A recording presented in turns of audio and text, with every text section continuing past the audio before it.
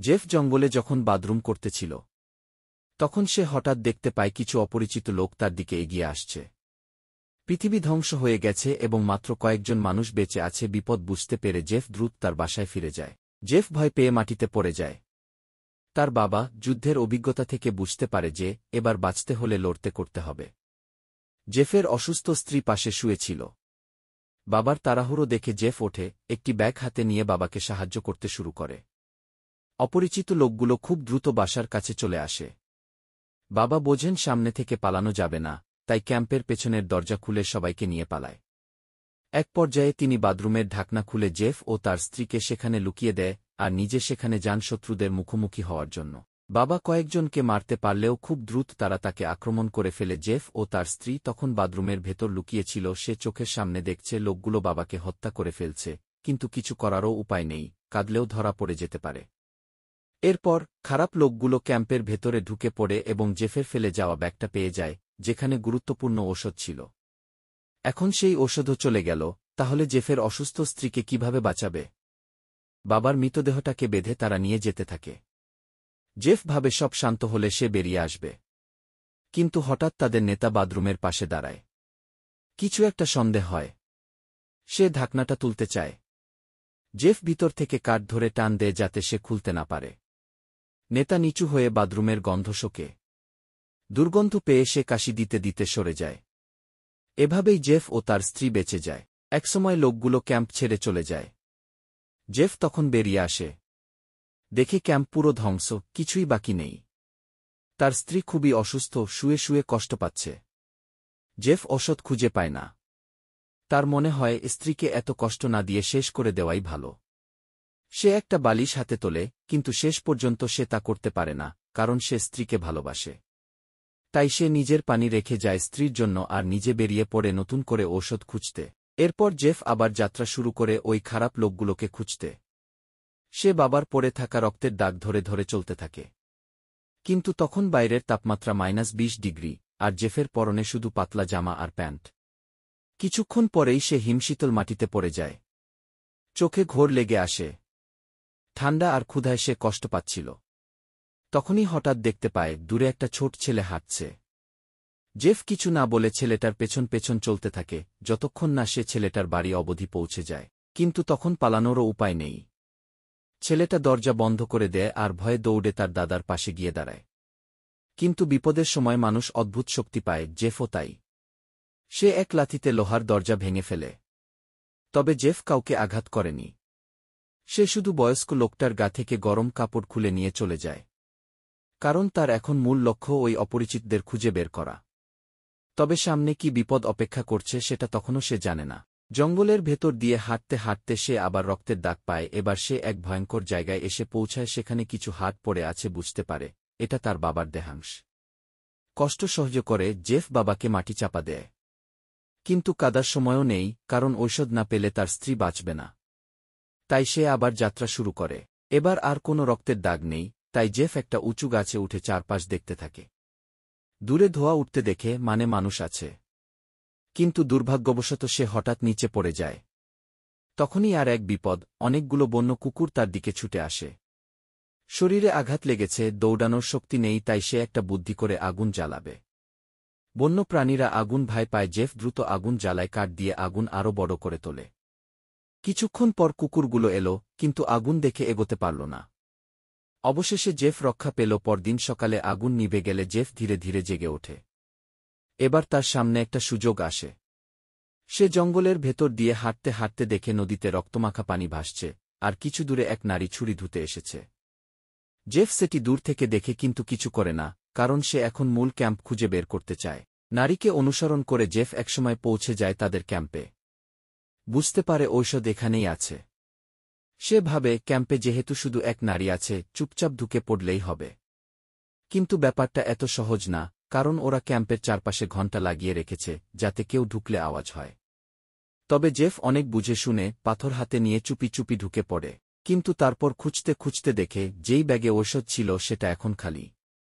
তাই সে ক্যাম্পের অন্য জায়গাগুলো খুঁজতে শুরু করে। জেফ আর ওই নারী হঠাৎ করেই লড়াইয়ে জড়িয়ে পড়ে। শরীর খুব দুর্বল হলেও জেফ একটা পাথর দিয়ে মহিলাকে মেরে ফেলে দেয়। তারপর সে তাড়াতাড়ি আশেপাশে তাকিয়ে দেখে একটু দূরে একটা ঘর আছে। সে ওটার ভেতরে ঢুকে খুঁজতে শুরু করে। ঠিক তখনই সেই অপরিচিত দলের সবাই ফিরে আসে। জেফ তাড়াতাড়ি রক্ত মুছে ফেলে, লড়াইয়ের চিহ্ন গোপন করে, আর মহিলাকে টেনে একটা কোণে লুকানোর চেষ্টা করে। কিন্তু জেফ জানে না সে কার বিরুদ্ধে দাঁড়িয়েছে। ক্যাম্পে ফিরে আসার পরই দলের নেতা দেখে আয়নার জায়গা নড়ে গেছে। সে সঙ্গে সঙ্গে সবাইকে সতর্ক করে, সেই ছোট ছেলেটাকে ধরে নিয়ে এসে বেঁধে ফেলে, আর নিজে চলে যায় নদীর ধারে ওই মহিলাকে খুঁজতে। জেফ বুঝে যায় এখানে লুকিয়ে থাকলে চলবে না। যেহেতু দলের সবাই জঙ্গলে চলে গেছে, সে মহিলার শরীর গাছের পাতায় ঢেকে রেখে আবার চুপি চুপি ক্যাম্পের দিকে আসে। কিন্তু ক্যাম্পে এখনও একজন পাহারা দিচ্ছে, একজন সংক্রমিত ব্যক্তি।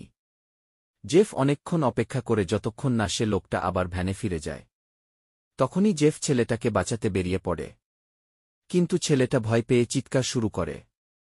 সে ভাবে জেফ ওকে মারতে এসেছে। ভেতরের সংক্রমিত লোকটা বিরক্ত হয়ে বাইরে আসার চেষ্টা করে। এদিক জেফ ততক্ষণে ছেলেটার দড়ি খুলে দিয়েছে।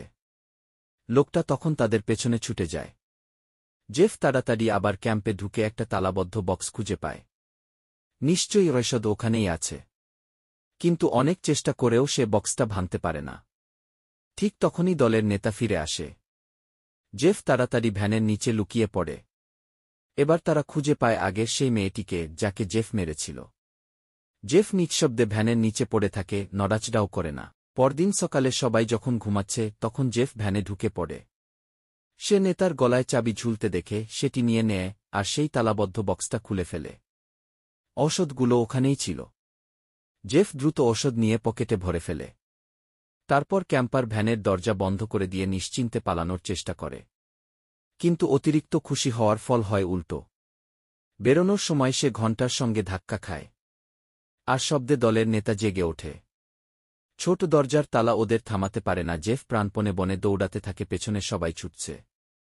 তবে জেফ যেহেতু এই রাস্তাটা আগেই চিনে রেখেছিল, সে বুদ্ধিমত্তায় সবাইকে ফাঁকি দিয়ে পালিয়ে যায়। পালাতে পালাতে সে চলে আসে একটা পুরনো কুঁড়েঘরে, যেখানে সে ভেবেছিল একটু বিশ্রাম নেবে। কিন্তু ভেতরে ঢুকেই সে দেখে বন্য কুকুরের পায়ের ছাপ, আর ঘরের ভেতরের অবস্থা ভয়াবহ। সব দেখে জেফ প্রায় অজ্ঞান হয়ে পড়ে কষ্ট করে বাইরে আসে। পেছন থেকে খুনি দল তখনও তাড়া করছে, কিন্তু জেফের তখন আর লড়াইয়ের শক্তি নেই। অজ্ঞান অবস্থায় পড়ে থাকায় তারা জেফকে বেঁধে ফেলে, আর তার পাশে আগুন জ্বালাতে শুরু করে।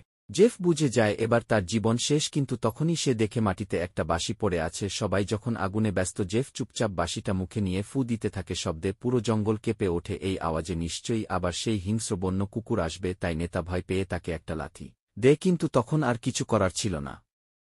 চারপাশে হঠাৎ করে প্রচণ্ড শব্দে বন্য কুকুরের ডাক শোনা যায়। বন্য কুকুরগুলো জঙ্গলের দিকে ছুটে আসে। অপরিচিত দলের সবাই ভয়ে এদিক সেদিক পালাতে শুরু করে। এই সুযোগে জেফ নিজের বাঁধন খুলে ফেলে, আর পাশে একটা বর গাছের আড়ালে লুকিয়ে পড়ে। এইভাবে সে বেঁচে যায় কুকুরদের আক্রমণ থেকে। কিছুক্ষণ পরে সে বুঝতে পারে এখন দলটি ছত্রভঙ্গ হয়ে গেছে।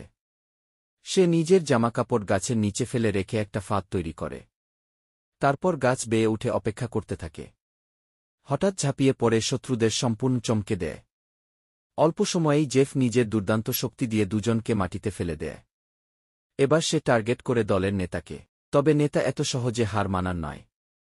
জেফ যদিও একজনের কাছ থেকে ধনুক তীর নিয়ে সরাসরি নেতার পায়ে মারতে সফল হয়, কিন্তু ঠিক শেষ মুহূর্তে যখন সে চূড়ান্ত আঘাত করতে যাচ্ছিল, তখনই তার ধনুকের তার ছিঁড়ে যায়। ফলে দুইজনের মধ্যে ছুরি নিয়ে হাড্ডাহাড্ডি লড়াই শুরু হয়। ঠিক তখনই আবার বনের ভেতর থেকে ভয়ানক এক বন্য কুকুরের ডাক শোনা যায়। জেফ এই সুযোগে পালিয়ে যায়, আর নেতা নিজেও আত্মরক্ষার জন্য লুকিয়ে পড়ে। অনেক পথ পেরিয়ে জেফ হঠাৎ একটি দূরবর্তী কুঁড়েঘর দেখতে পায়। সে ভাবে হয়তো ওখানে খাবার কিছু পাবে, কিন্তু ঘরের কাছে যেতেই দেখে ভেতরের মানুষটি মৃত। তখন সে একটি অস্ত্র পায়। আরও চমক ছিল ঘরের ভেতরে। জেফ ভেতরে ঢুকে দেখে অনেক ঘরোয়া জিনিসপত্র জমা আছে, আর টেবিলের উপর রাখা আছে আরও একটি অস্ত্র। এখন জেফের হাতে দুইটি অস্ত্র। সে কিছু খাবার গুছিয়ে নিতে শুরু করে, তখনই পেছন থেকে শব্দ শোনা যায়। সে ঘুরে তাকিয়ে দেখে সেই নেতা আবার চলে এসেছে। কিন্তু এবার জেফ আত্মবিশ্বাসী, কারণ তার হাতে অস্ত্র। সে লক্ষ্য করে তাক করে ধরে, কিন্তু দেখে গুলি নেই। এই মুহূর্তে দুজনেই কিছুটা থমকে যায়। তবে খুব তাড়াতাড়ি তাদের মধ্যে চূড়ান্ত লড়াই শুরু হয়ে যায়। অন্যদিকে ক্যাম্পে জেফের স্ত্রী হঠাৎ বন্য কুকুরের চিৎকারে ঘুম ভেঙে যায়। সে সংক্রমিত শরীর নিয়ে ধীরে ধীরে উঠে জানালার ফাঁক দিয়ে দেখতে চেষ্টা করে, আর তখনই দেখে বিশাল একটা দল বন্য কুকুর সোজা ক্যাম্পের দিকে ছুটে আসছে। স্ত্রী বুঝে যায় তার অবস্থাও এখন সংকটের মুখে। আর এদিকে জেফ ও নেতার লড়াই করছে। নেতা জেফের গলা চেপে ধরে। জেফ শ্বাস নিতে পারছিল না। তখনই সে শেষ শক্তি দিয়ে নেতাকে লাথি মেরে ফেলে দেয়। হঠাৎ তার মনে পড়ে আরেকটা অস্ত্র তো ছিল। সেই অস্ত্র দিয়ে চূড়ান্ত আঘাত করে। কিন্তু প্রশ্ন থেকে যায়, এই লড়াই, এই মৃত্যু, সব কিসের জন্য? হয়তো তার প্রিয় স্ত্রীর জন্য। কিন্তু সে জানে না তার স্ত্রী এখন আদৌ বেঁচে আছে কিনা। জেফ শেষ শক্তি নিয়ে ছুটে আসে নিজের ক্যাম্পে। কিন্তু ক্যাম্পের দরজা খোলা, আর তার স্ত্রী কোথাও নেই। সব জায়গা খুঁজে সে হতাশ হয়ে বসে পড়ে। এভাবেই সিনেমাটি শেষ হয়ে যায়।